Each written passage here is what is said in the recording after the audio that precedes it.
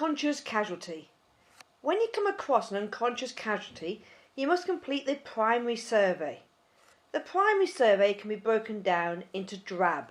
D for danger, R for response, shout for help, airway and breathing. Let's put all those things together now. As soon as you come across a casualty that's unconscious on the floor, the first thing you've got to do is check the area for danger. You must look up, you must look around and look to see if there's anything that can hurt you. For example, falling objects, electrical wires, and also any scary people around that might have had a fight with this person. So always make sure it's safe before you start to approach. After you've checked the area for danger, the next thing you need to do is check for response.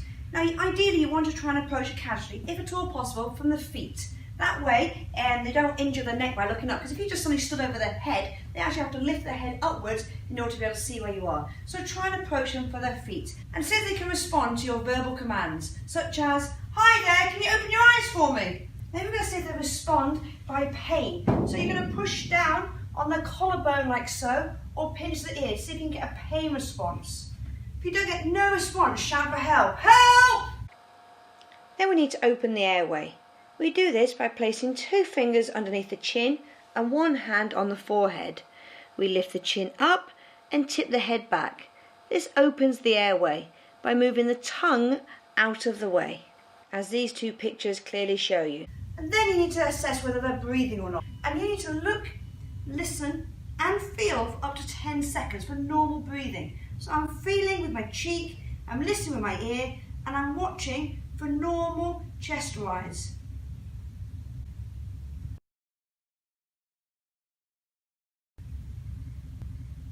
This is so important. We must be able to identify if they are breathing normally.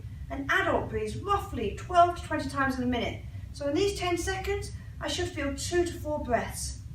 Because if they're not breathing normally, we're going to assume they're not breathing at all. And that would mean we'd have to do CPR on them. So we must identify if someone is breathing normally or not.